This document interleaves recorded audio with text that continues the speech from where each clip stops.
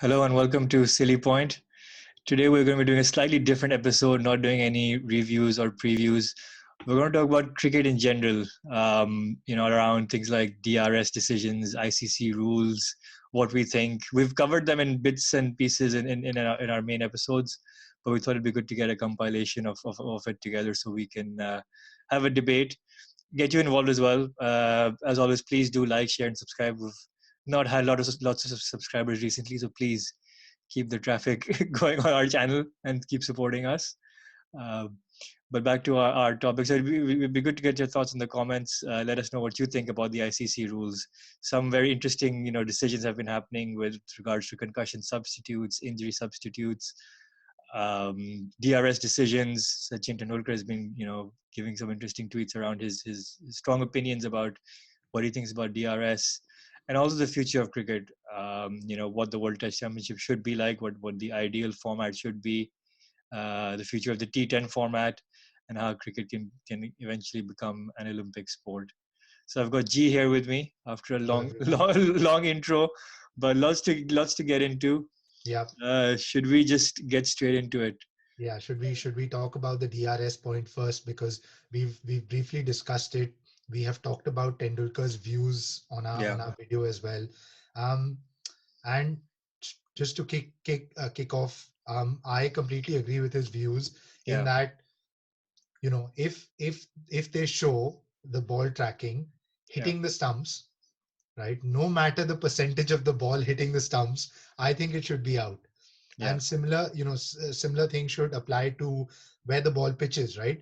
Again, I think they have a rule where if more than 50% of the ball pitches in line of the stumps, only then will it be, only then will it be out or whatever.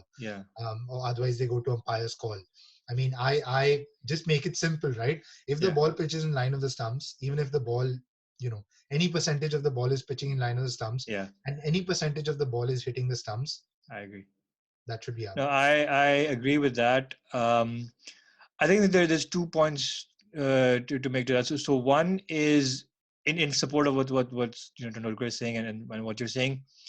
If it's out, it's out. There's no 50% or 40%. When you're bowled, like, it doesn't matter if the ball is crashing into middle stump or just clipping, the bails. So it's out, and that's fine. But I think that they do that because of the margin of error. But you'll always have that, regardless of if the ball is missing or hitting. So I think that kind of negates that debate where the technology is not consistent. Yeah. I mean, so the margin of error, right? Previously, there used to be a human error. Now there'll be a model error, right? There'll be a technology error or a model error. So it's the same thing. Yeah, and that's fine. I mean, I agree with that point. The point where I disagree with this whole thing is that this is all discussing fine margins, right?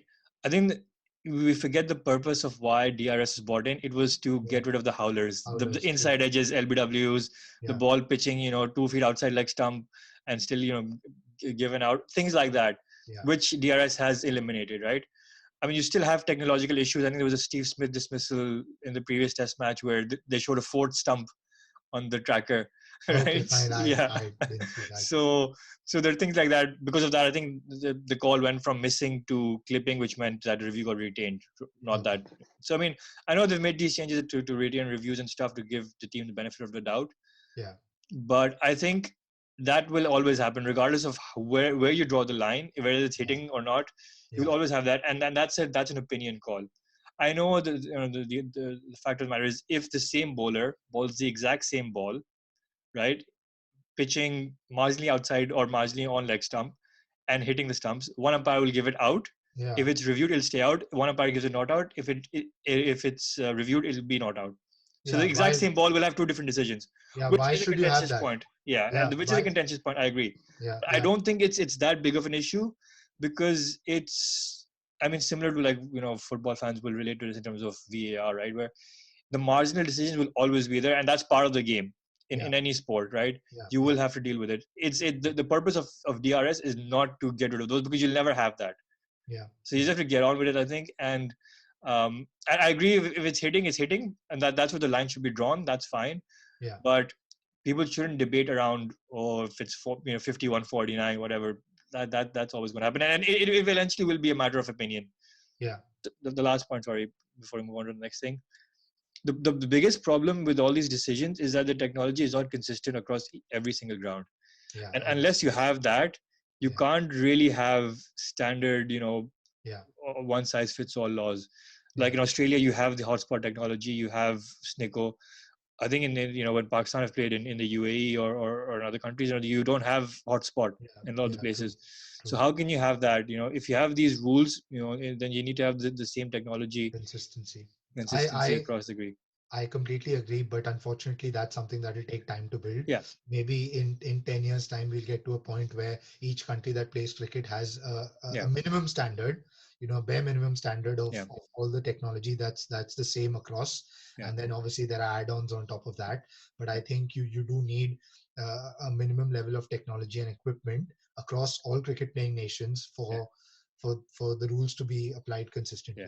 I agree. I agree. I leave it to the fans to comment what they think. Do they think it's fine as is, or does the DRS need a revamp? But Agreed. let's move on to a slightly more contentious topic: the rules around injury and concussion substitutes, Yeah. which has been a bit more in the limelight because of the recent India-Australia series. Obviously, in the T20 game, Jadeja got concussion substituted out. A specialist bowler came in who was eventually man of the match in one of the Yeah. T20s. Yeah. And then obviously in the third test match when Rishabh Pant got injured, Saha came in. Obviously, probably or definitely in my opinion the better keeper. So he kept for the whole of the second innings. And then Mm. when India came to bat, Pant came into bat, who Yeah. was arguably the better batsman. So India kind of had the best of both worlds. But I mean, look, my opinion is so concussion subs, I think they're a great thing.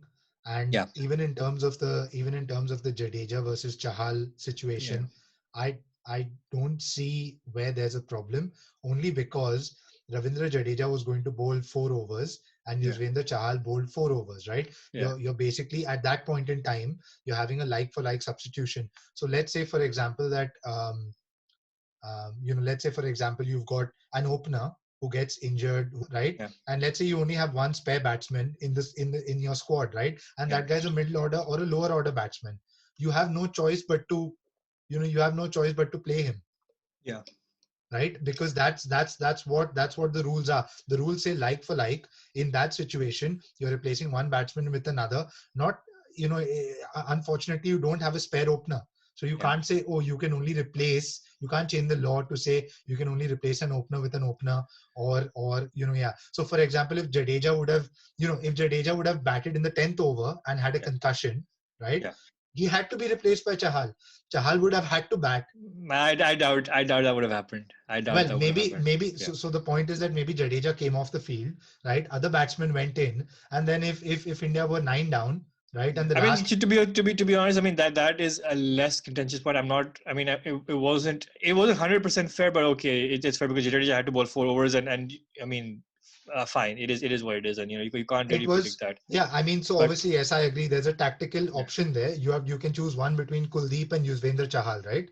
yeah, Because Kuldeep or was an all rounder, Kuldeep right? I mean, who was it? Was Washington Sundar playing? I think he's like Washington for like. Sundar, he was already in the squad. He was already Okay, in the okay, in the playing 11. So okay, right, okay, fine. India only had three spinners in their squad. They had Sundar, they had Jadeja, and they had Chahal. They didn't even Okay, have Kuldeep. So the okay, only realistic option was Chahal. okay, okay, fine. Okay, So I mean, that's I my can opinion I on it. can live with that. I mean, I have a solution to that, but we'll come to that. But I think the Pant one, I know people are not very vocal because of the backlash that they get from the Indian contingent on social media. But I think I that I I think look that's unfair. look here's my contention, right? Okay, so Saha kept for the whole of the second innings. That's fine. Okay, Pant got injured.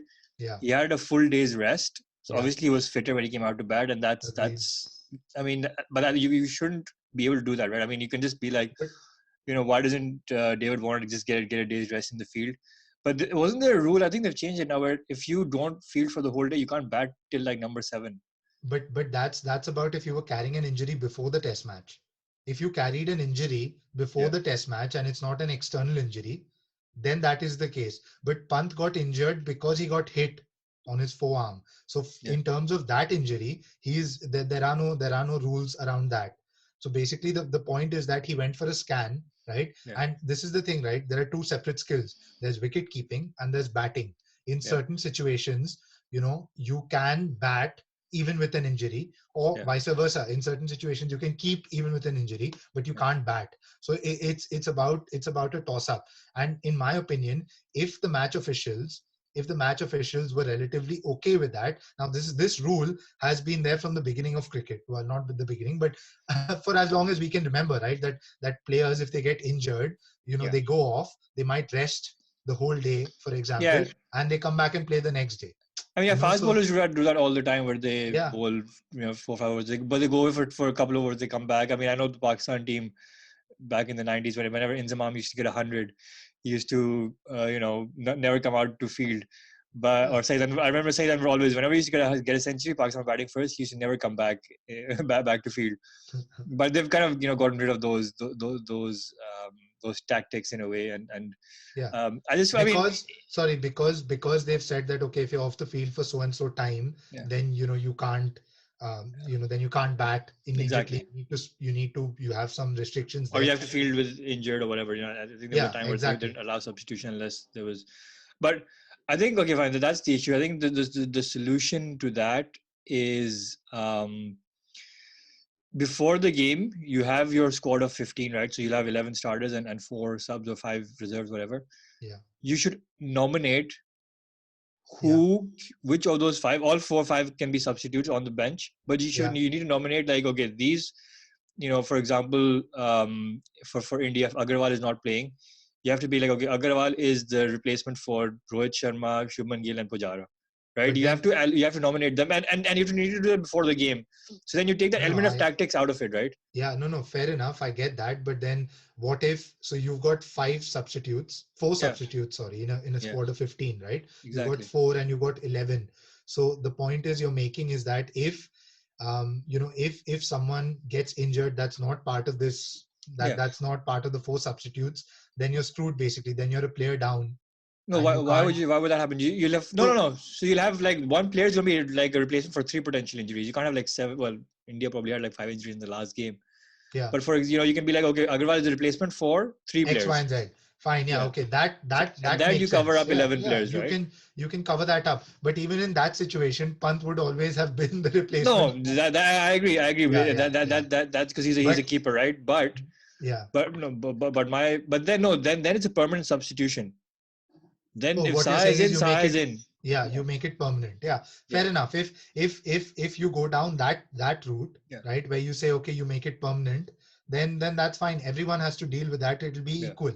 I mean, I don't per se have any issues with what happened because yeah, those are the rules, right? And in yeah, my opinion, they're not too bad. They're yeah, okay. They're much, in my opinion, they're better than the DRS rules at least. yeah, yeah, But yeah, if we go down the route of saying, okay, you've got 5 substitutes, and if you make a substitution, it's permanent, then so be it. Then every team has to deal with that. So if you yeah, have a player who's injured, yeah. right, and they go off the field, for a scan. Well, this is the thing, right? How do you decide that? If a player goes off the field for a scan, and then the scan comes back and says, okay, everything's fine, Well, right? that's a call you have to take, right? I mean, in Test cricket, it's tough because you have 4 or 5 days, and that happens. But Yeah. that's a call you need to take, and injuries are part of the game, you know. Yeah, I mean, Um, the other thing is, yes, they should be allowing subs that are permanent. I do agree with that, especially like for teams like India and Sri Lanka, right? Against South Africa, we yeah, saw they were without so many first choice players yeah, getting injured during the match, yeah, and then it would have been great for the teams to be able to replace players permanently. yeah. And I think cricket, where the roles are so specialized, you need to have it predetermined that certain subs can only substitute certain players, so that you take the element of tactics out of it. Yeah, And it should be done before that's the fine. toss, so you don't know if you're batting first, you're bowling first.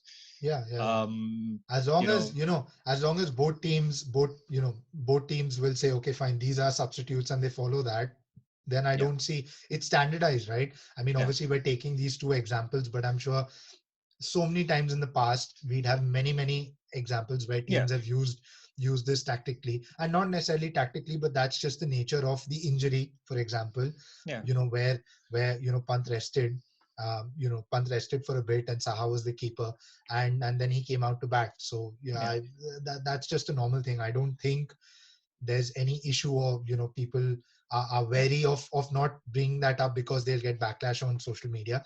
I don't think that's the case, because this what's happened is a very normal thing.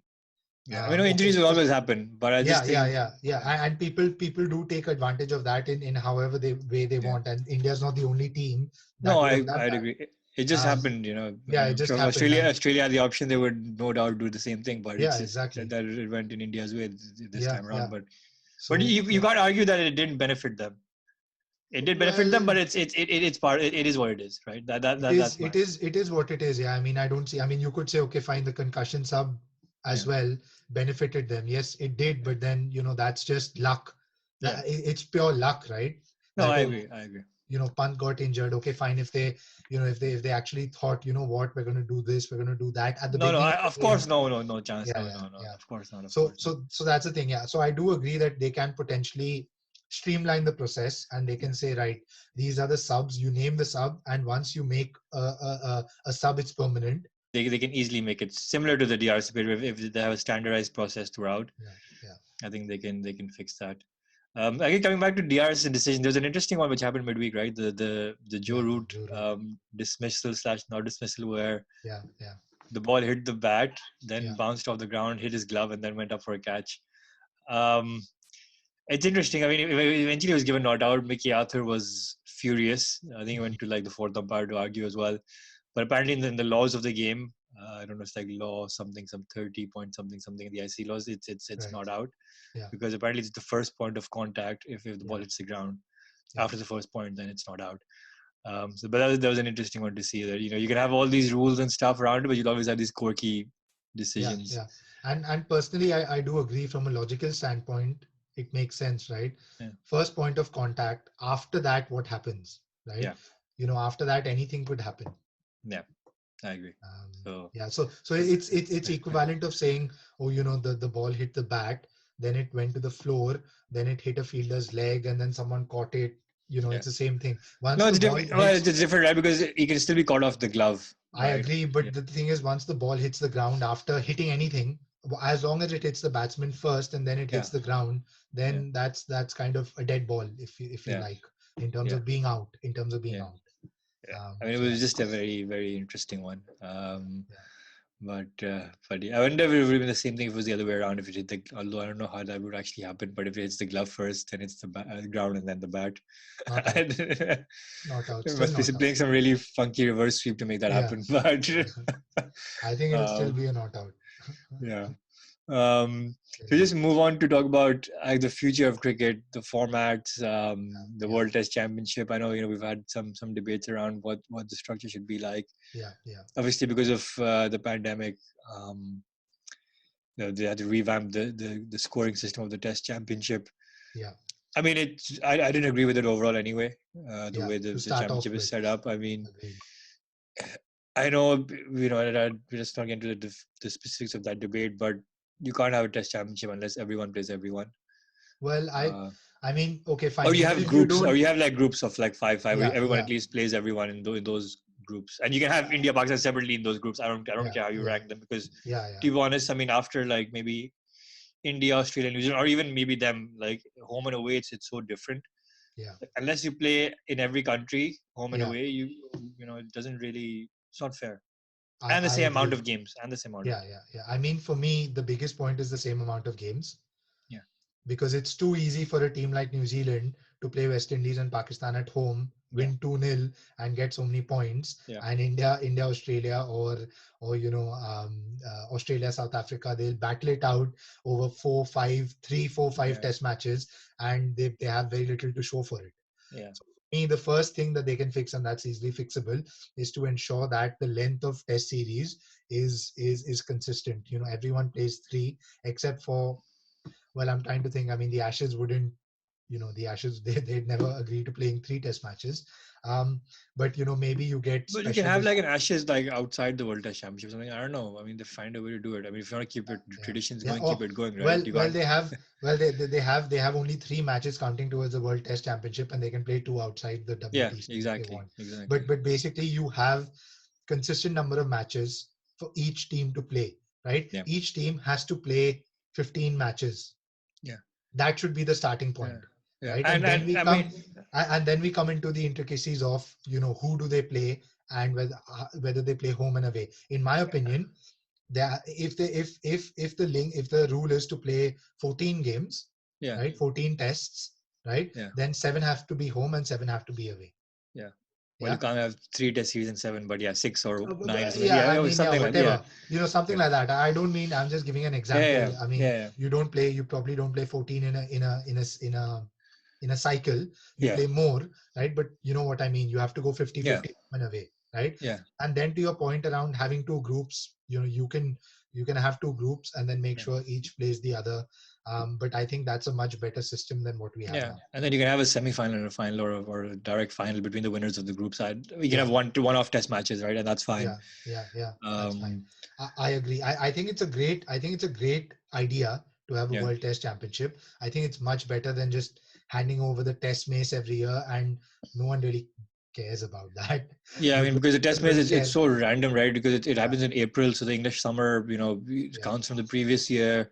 yeah, Yeah, I mean, again in the calendar year, Pakistan, I think from the last like 5, 6 years, except for the 2020 because of the pandemic, they were the only team that kind of I think played one of the most amount of Test cricket. yeah, Before that, they hardly play any. So they have like 2 or 3 Test match series, whereas England, Australia, India, they're having 4 or 5 Test match series, yeah. and it's not a fair. I agree. Although I mean, And in all honesty, I mean, I don't think the ranking as the way it is too far off from the reality. I think Pakistan are still not in the top 3, 4, yeah, yeah, and India, Australia, New Zealand probably are. yeah. But I think when you're doing a championship, I think you need to have a uniform format, Equal opportunity, equal basically. opportunity. Yeah, I agree. And I think the same thing applies to the ODI league as well. So now yeah, the ODI league will determine who plays World yeah, Cups. yeah, And I think that's great. I think that's great having that. yeah, But again, the same thing applies is that you have a consistent number of matches that each team yeah. has to play. You either Exactly. split them into groups. You play equal number home and away. Yeah, So I think the same thing applies to the ODIs. And I like the fact that teams really now have to fight for it. They yeah. they don't just get it automatically. Right? Exactly. No, I agree with that. So I agree with that. My biggest point of contention is T20s, Yeah. right? And I think we're now in a position where we need to move T20s to a football style format.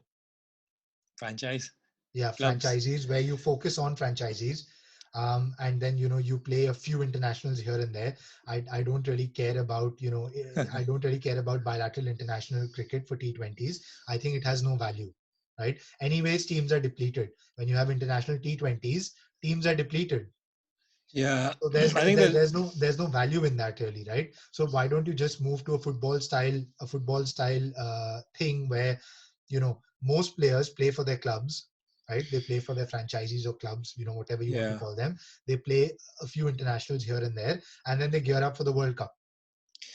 yeah. I mean, It will this. make it will remove so much space in the calendar, right? It Yeah, but I'm not. The problem with, I mean, you can't really compare to football, mainly because of the volume of teams and volume of players available.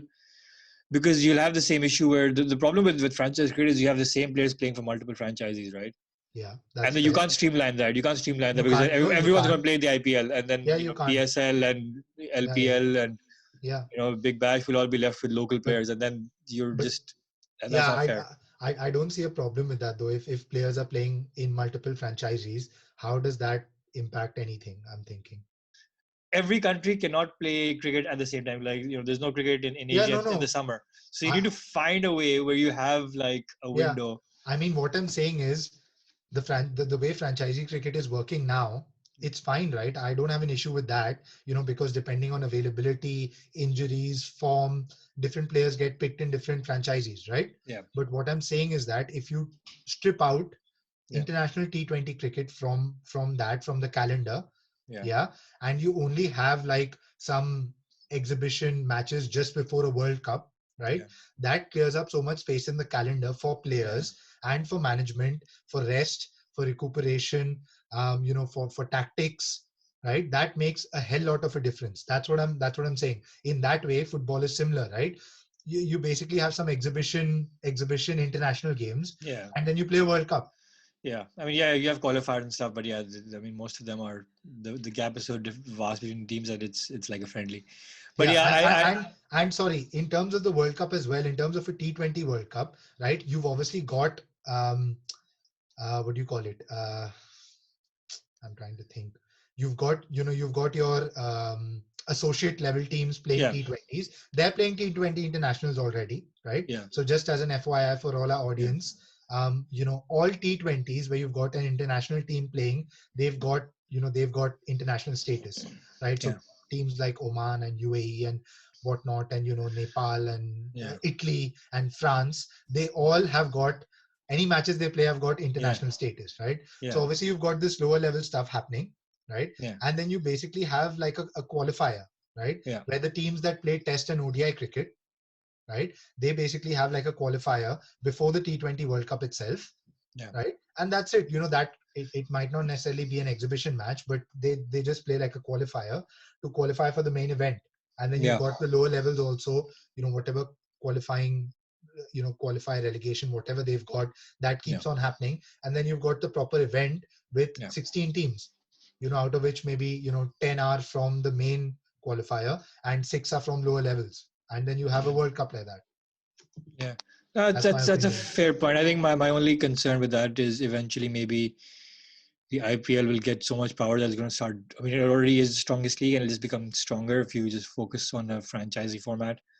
I think so. Again, similar to our previous, topics, there needs to be some sort of uniformity across in terms of number of matches, how long a league should be. I hear that IPL is increasing number of teams, which means it'll go on for like 3 months now. Well, I'm just thinking it's not necessarily the same in football as well, right? You've got the Premier League, and they've got 20 teams in the Premier League. Do they have the same number of teams in the? No, I think in Germany it's 18, but I mean 18-20 is fine, and it still goes on for like 9 months a year, and you have like a proper league, and it's all but that's the difference, right? It's all happening concurrently. One is not dependent on the other. Of course. Yeah, no, of course. I mean, they're different games. Football and cricket are different games. You can't really compare it. But what I mean to say is that just getting rid of T20 international saves up so much time. Yeah. But then, the other thing is again the slightly more political element of it, right? For example, Indians don't play any other league. Yeah, but they need to get rid of that. Then that means that they won't. Yeah, they only play like 2 months of T20 cricket the whole year, and then there'll be issues obviously with the Pakistan players won't play in the IPL, and Indian players won't play in the same league that Pakistani players are playing in, and it'll just become a real farce. I completely agree to that point, right? I agree to that point. But okay, fine. If you say Pakistani players don't play in the IPL, fair enough. And I'm not saying that, but no. I'm just saying that's the most that's the realistic thing now, right? That is what the reality of the situation is. Pakistani players don't play in the IPL because they get it. It's played in India, and Indian players don't play in the PSL because or any other league. Well, they don't play in any other league as well. Currently, that's what I'm saying. Currently, right? But that's the point. If you get rid of T20 internationals, right, and if the Indian board, for example, says that no, okay, we just want the Indian players to play the IPL. Good luck to the Indian players. They'll only have 2 months of 2 months of T20. So that's what I'm saying. That's up to the boards and the players to decide. If they are comfortable with that, then good luck to them. Is what I'm saying, right? There's no restriction on Australian players. Australian players will say, great, I'll play all the games in the IPL, I'll play the BBL, that's it. Even if each player, right, each player that would be eligible to play in a World Cup team, if they play two or three leagues in a year, I think that's more than enough practice every year for T20s. True. And that happens anyways. Most Australian players at least would at least play in 2 to 3 leagues. Yeah, I agree with that. I mean that is potentially. I'm convinced, and actually, to my previous point, I'm actually going to have to retract, and that this might probably mean that the other leagues might get better players. Because right now most of the top players save themselves for the IPL. Yeah. But if there's no T20, then someone like David Warner might consider playing in the PSL or exactly LPL because there's no other option, right?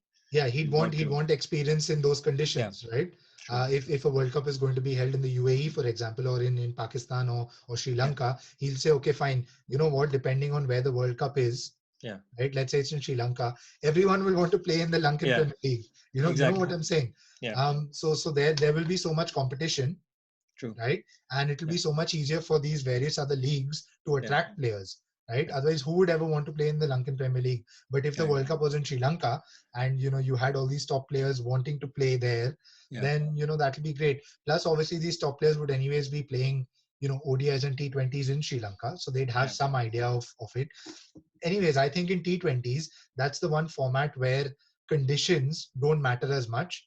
They yeah, matter a little more in ODIs and they matter a lot in test matches. yeah, yeah. But in I agree. T20s, it doesn't matter as much. But anyways, that's my Yeah. opinion. No, I think we're eventually we got to a consensus. I'd say not that we Yeah, had yeah. had to, but And and basically get rid of get rid of Champions Trophy. I don't particularly. I know it's been great for India, right? But I don't particularly like I don't mind that. Pakistan, the last ever winners of the won Champions the last. Trophy. Well, imagine if they scrap it and then Pakistan would be crowned the last ever winners of Exactly. the championship. So I don't agree with that. You just have an ODI World Cup every 4 years. You Yeah, have a T20 World Cup every 2 years, yeah, and you have your World Test Championship every 2 years as well. And I yeah, think that yeah, all of that is pretty good. And then you move on to the more newer formats, the where you've 100 and got the T10. Yeah, the T10 and the Olympics, and sorry, T10 in the Olympics or the 100 format in the Olympics, yeah, right? And those are relatively new formats. But I don't see why you could have those two formats just happening. You've got a tournament happening in the UAE in yeah, at the end of this month, right? For the T10, it's been going for yeah, 4 years now. yeah, And then you've got the 100 in July. So see how those formats progress. I don't think there's any need for them to have like World Cups or this in the yeah, next 10 years, but they can just be played at this domestic level yeah. and potentially be played in the Olympics. Yeah, I agree. I mean, the problem with the T10 format, then if it becomes an Olympic sport, is that eventually will end up being the same debate between T20 and ODIs, is that you're kind of negating the T20 format, and eventually you can't have four different formats then internationally. So either you Yeah. scrap off T20s and you go with T10s, or you make T20 the main format, I mean, right? personally, I don't really care how many formats there Yeah, are. That's my opinion, right? Other people might have different yeah, opinions. The T10, right? yeah, Because it's being played at the Olympics, it hopefully will yeah, become more of a global sport. yeah, So you would have, you'd have countries like Ghana, Uganda, France, Italy, all of yeah. them playing cricket, right? That's the main point. You want I think people to play that's cricket. sorry. Yeah, I think So that's the issue with it being an Olympic sport, right? Because yeah, it's not the T20, it's not the format as such. I mean, you gotta have a test cricket, obviously, but it's not the format as such. It's the number of nations involved, right?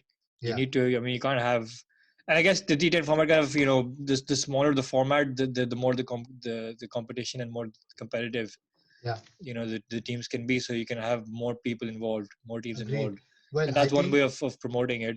yeah, And eventually maybe in the longer term you can kind of transition to a T20 model where teams can improve from T20 to move to T20, and yeah. think, but maybe yeah, T10 can be used as a tool to transition. In my opinion, there are two things, right?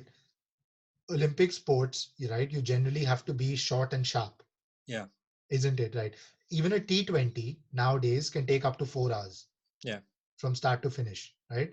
Whereas a T10 almost, that just cuts it in half. So you have a yeah, 2 hour game, right? yeah. Which is probably the same length as well, still longer than football and basketball and stuff, I but mean, still it's the same as a manageable. football or basketball game, with timeouts and Yeah, stuff like maybe, that. maybe Yeah, yeah, potentially fine. Yeah, that's right. 90. Yeah, fine. So it'll end up being a similar length as a football game, yeah, which is still an Olympic sport, right? So you have an advantage there with a T10 or yeah, even 100, right?